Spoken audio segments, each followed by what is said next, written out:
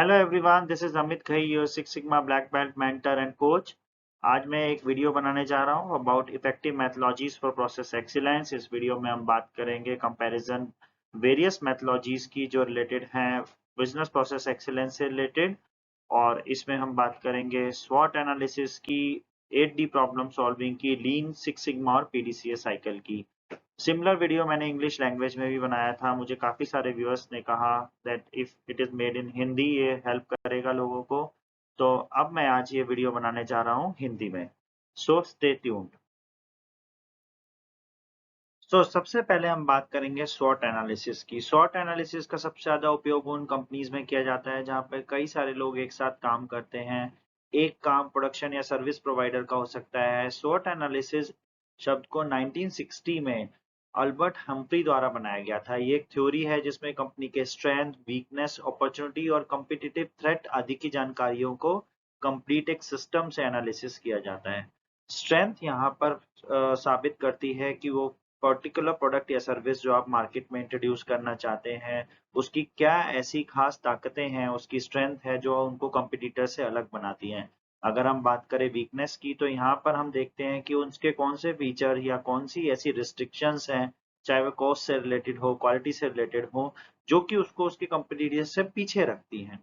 अगर हम बात करें अपॉर्चुनिटी की, तो यहाँ पे मार्केट के डिमांड के ऊपर डिपेंड करता है कि आप जो भी नया काम करना चाहते हैं, वो कोई प्रोडक्ट हो, सर्विस हो, आप उसके मार्केट में कितनी डिमांड है इस समय। अगर आप उसको मार्केट में लॉन्च करते हैं तो क्या चांसेस हैं उसके सक्सेसफुल होने के।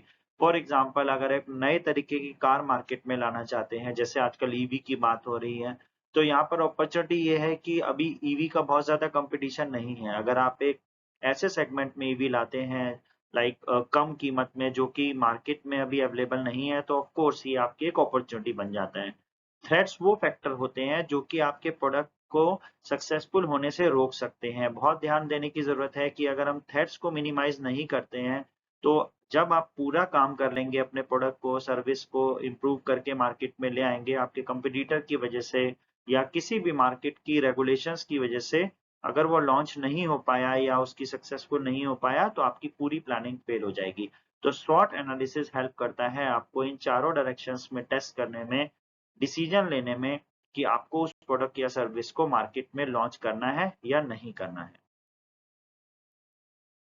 यहाँ हम देखते हैं कि किस जगह पर हमें स्वॉट एनालिसिस को यूज कर सकते हैं। सबसे ज्यादा हम इसे यूज करते हैं जब हमें आउटपुट प्राप्त नहीं हो रहा है। अगर हमने अपना प्रोडक्ट या सर्विस कुछ ऐसा डिजाइन किया है, एक प्रोडक्शन को डिजाइन किया है जहाँ पे डिजायर्ड आउटपुट नहीं मिल रही है, जब हम कोई अपनी परफॉर्मेंस को बेहतर बनाना चाहते हैं, हम कोई स्पेसिफिकेशन को इम्प्रूव करना चाहते हैं, जब हम अपना खुद का नया बिजनेस स्टार्ट करना चाहते हैं, या हम कोई क्राइसिस की सिचुएशन है, जैसे अभी कोविड देखा था हमने, कोई नया चेंज आप लाना चाहते हैं, या आप वायबिलिटी स्टडी करना चाहते हैं कि हम जो प्रोडक्ट या सर्विस मार्केट में लाना चाहते हैं वो कितना वायबल है, उसकी कितनी मार्केट डिमांड है। तो स्वॉट एनालिसिस ओवरऑल आपको हेल्प करता है वो डिसीजन लेने में जिसमें आप लॉन्च करने या लॉन्च ना करने के बारे में एक दृढ़ डिसीजन लेना चाहते हैं।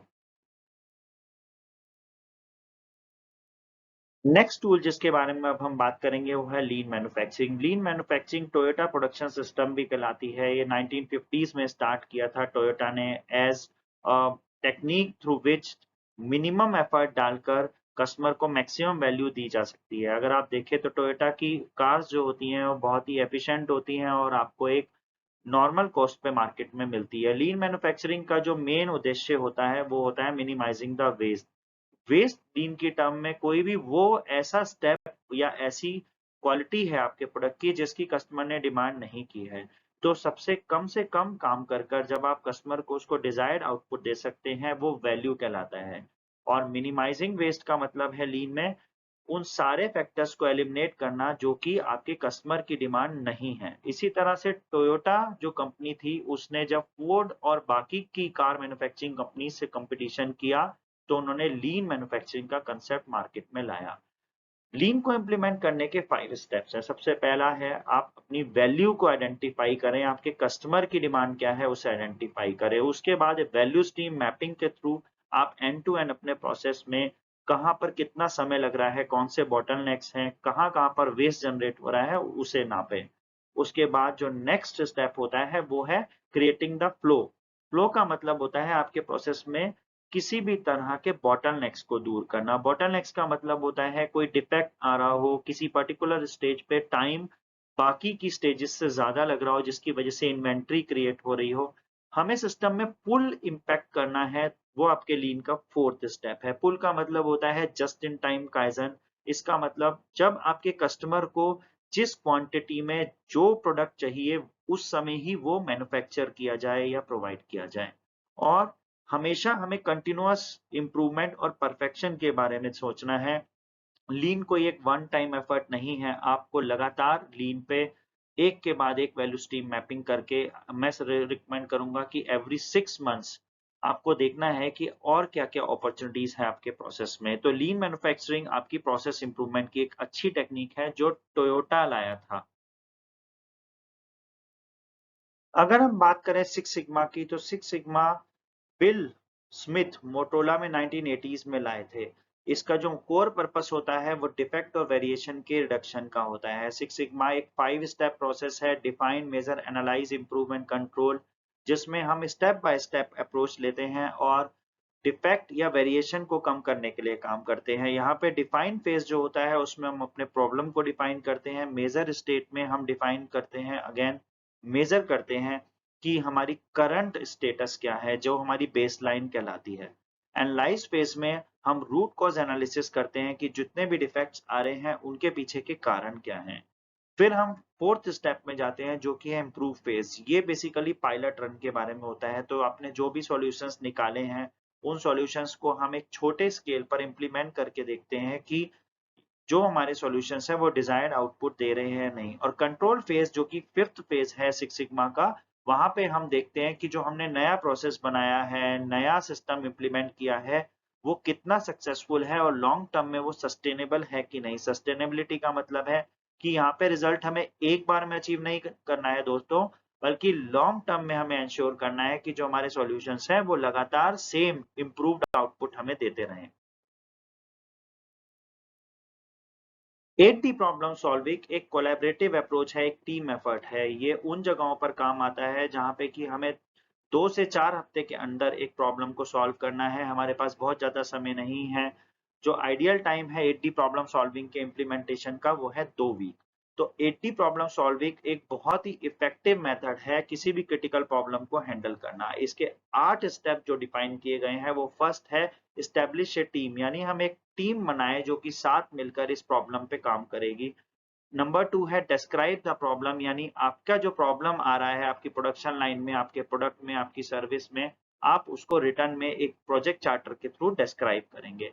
Implement and verify containment action, इसका मतलब होता है कि आप इमीडिएटली क्या एक्शन ले सकते हैं जिससे कि वो पर्टिकुलर डिफेक्ट जो कि कस्टमर के पास जा रहा था वो रुक जाए। देखिए, जब भी आपको चोट लगेगी सबसे पहले आप क्या करेंगे, आप अपनी चोट को साफ करेंगे और उसमें खून आना या किसी भी तरह का जो डस्ट जा रहा है उसके अंदर उसे रोकेंगे। तो ये कहलाता है containment. Identifying the root cause, इसका मतलब है कि हमारा वो प्रॉब्लम हुआ क्या था, उसकी जड़ क्या है।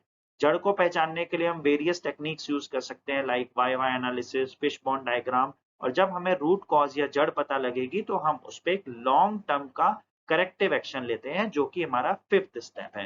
करेक्टिव एक्शन का मतलब होता है कि उस प्रॉब्लम को हम आगे दोबारा ना आने दें, उसके लिए क्या कर सकते हैं। फिर 6th स्टेप जो है हमारा वेरीफाई द करेक्टिव एक्शन होता है, जिसका मतलब है कि हम जो करेक्टिव एक्शन लिया है उससे इंश्योर करें कि वो प्रॉब्लम जो है अब दोबारा तो नहीं आ रही है। And then 7th step is prevent recurrence.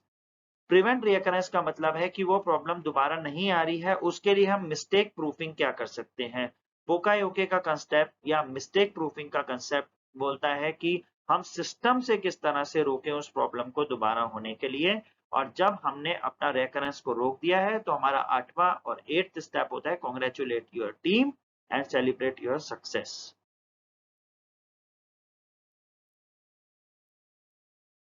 PDCA एक कंटिन्यूअस इम्प्रूवमेंट का तरीका है जिससे कि हम कंटिन्यूअसली अपने प्रोडक्शन पे या अपने प्रोसेस पे लगा सकते हैं टू इम्प्रूव द स्टेट। अब ये एक इटरेटिव 4 स्टेप मेथड है। इटरेटिव का मतलब क्या होता है कि हम सिर्फ एक बार में अपनी स्टेटस को नाप कर और उस पे एक्शन लेकर रुक नहीं जाते हैं, बल्कि हम बार-बार इस साइकिल को चलाते रहते हैं तब तक कि हमारा इंटेंटेड आउटकम जो हमारा गोल है वो अचीव ना हो जाए। इसका फर्स्ट स्टेप जो होता है वो होता है प्लान। प्लान का मतलब है कि हमें कौन से प्रोसेस पे काम करना है, मेरा कौन-सा ऐसा एक्शन है जिसकी ज़रूरत है लेने की। सेकंड स्टेप होता है डू। डू का मतलब है हमें वो करेक्टिव एक्शंस को इम्प्लीमेंट करना है।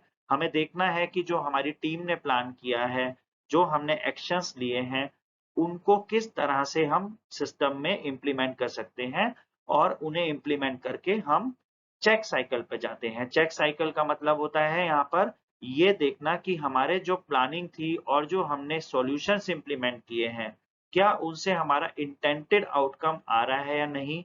और अगर वो नहीं आ रहा है तो act is the fourth stage, जिसका मतलब है कि हम दोबारा से एक्शन लेंगे जो कि हमारे इंटेंटेड आउटकम की तरफ हमें ले जाए।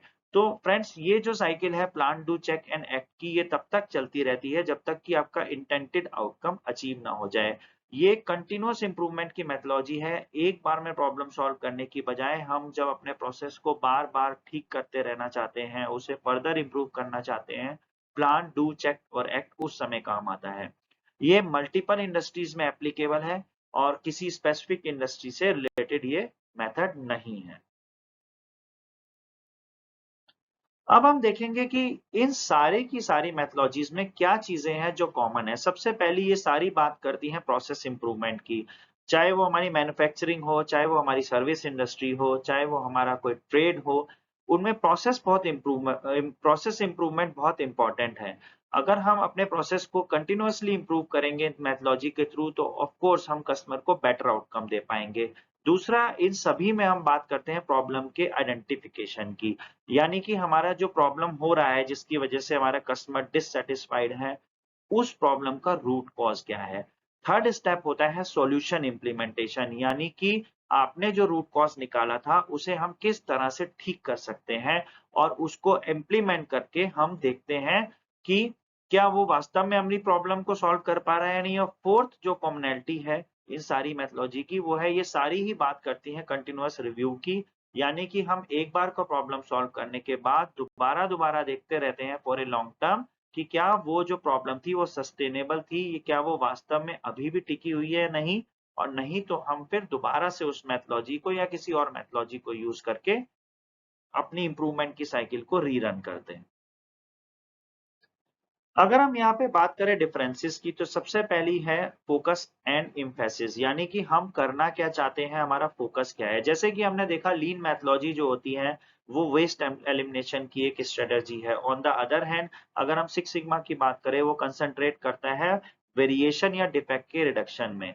इसके अलावा हमारी मेथोडोलॉजी स्पेसिफिक टेक्निक्स है। जैसे हमने कहा कंटिन्यूअस इंप्रूवमेंट अगर हम करना चाहते हैं तो पीडीसीए साइकिल उसके लिए बेस्ट है। ये एक टीम बिल्डिंग एक्टिविटी है और उसके साथ हम मिलके, टीम के साथ मिलके पीडीसीए साइकिल को चलाते हैं, जहां six sigma DMAIC define measure analyse improve और कंट्रोल को इंप्लीमेंट करती है। एक 5 स्टेप प्रोसेस है। वो एक प्रोसेस इंप्रूवमेंट का, पीडीसीए एक 4 स्टेप प्रोसेस है। इंडस्ट्री टू इंडस्ट्री भी वेरिएशंस है। Eight D problem solving automobile industry में बहुत वाइडली यूज होती है और इसके अलावा ये टिपिकली हमारे क्वालिटी इंजीनियर्स के द्वारा लगाई जाती है। जबकि लीन के बारे में अगर हम बात करें तो कहा जाता है कि जो बंदा काम कर रहा है, जो ऑपरेटर है, वो बेस्ट पर्सन है प्रोसेस को इंप्रूव करने के। तो इंडस्ट्री में भी अलग-अलग वेरिएंट्स यूज होते हैं। अगर हमें कोई स्ट्रेटेजी बनानी है, हमें कोई नया प्रोडक्ट या सर्विस इंट्रोड्यूस करनी है, तो उसके लिए स्वॉट एनालिसिस, स्ट्रेंथ, वीकनेस, अपॉर्चुनिटी और थ्रेट बेस्ट टेक्निक है। इस टेक्निक में हम बेसिकली ये देख सकते हैं कि अगर हम कोई पर्टिकुलर प्रोडक्ट को मार्केट में लाते हैं, तो हमें कितने चांसेस हैं सक्सेसफुल होने के। तो फ्रेंड्स, अब क्वेश्चन ये आता है कि अगर हमें इन सब में से कोई एक टेक्निक चुननी है, तो हम कैसे चुनें? तो सबसे पहला है कि आपकी प्रॉब्लम के बारे में अंडरस्टैंडिंग क्या है? आपको 5W2H process, who, what, when, where, why and how, क्या, किस तरह, कब और कैसे ये प्रॉब्लम होती है, वो समझना होगा। इसके समझने के बाद आपको देखना होगा कि आप कंटीन्यूअस इंप्रूवमेंट की बात कर रहे हैं यहाँ पे, या एक स्ट्रेटेजी बनाने की बात कर रहे हैं, या आप एक प्रॉब्लम सॉल्विंग की बात कर रहे हैं। सेकंड होता है कि आप इस प्रोजेक्ट को कितना लंबा चला सकते हैं। प्रोजेक्ट नीड असेसमेंट का मतलब यहाँ पे है कि आप किस साइकिल के थ्रू, आपकी कॉम्पिटेंसी क्या है जिसके थ्रू आप इसको सबसे ज़्यादा सक्सेसफुली सॉल्व कर सकते हैं प्रॉब्लम को। इसके अलावा ऑर्गेनाइजेशनल कॉन्टेक्स्ट भी होते हैं। फॉर एग्जांपल कुछ कंपनीज लीन को अपना फेवरेट टूल बना के रखती हैं। कुछ कंपनीज में सिक्स सिग्मा बहुत सक्सेसफुली इम्प्लीमेंट होता है। तो आपका हिस्टोरिकली कौन सी मेथोलॉजी है जो आपकी कंपनी में सक्सेसफुली इम्प्लीमेंटेड है। एंड इवैल्यूएशन ऑफ रिसोर्सेज, इसका मतलब है कि आपके पास जो अभी लोग हैं वो कितने ट्रेन हैं, उन्हें कितना आता है। सिक्स सिग्मा बहुत ही स्टैटिस्टिकल मेथड है, उसके लिए बंदे का ग्रीन बेल्ट या ब्लैक बेल्ट सर्टिफाई होना जरूरी है, जबकि lean is more about common sense. एक आम इंसान, एक आम जो नॉन टेक्निकल बंदा है वो भी लीन को सीख के इम्प्लीमेंट कर सकता है। तो बेसिकली आपको ये देखना होगा कि आपके पास कितनी ट्रेनिंग्स अवेलेबल हैं, आपकी पास कितना टाइम अवेलेबल है और आपकी प्रॉब्लम कितनी क्रिटिकल है। उसके बेस पे आप इनमें से किसी एक मेथोलॉजी को डिफाइन कर सकते हैं। सो फ्रेंड्स, इन कंक्लूजन, कोई एक बेस्ट मेथोलॉजी नहीं है जो कि आपकी रिक्वायरमेंट्स को फुलफिल करे। You always need to select a mix of all of these. आपको ये देखना होगा कि डिफरेंट टूल्स आप अलग अलग मेथोलॉजी से लेकर किस तरह से अपनी प्रॉब्लम को सॉल्व कर सकते हैं या अपने प्रोसेस को इम्प्रूव कर सकते हैं। अब क्योंकि आपको सारी मेथोलॉजीज की एक समरी पता है, so good luck for your next assignment. और इसी तरह के और भी वीडियोस को फ्यूचर में देखने के लिए मेरे चैनल को सब्सक्राइब करें। प्लीज हिट करें सब्सक्राइब बटन। Thank you.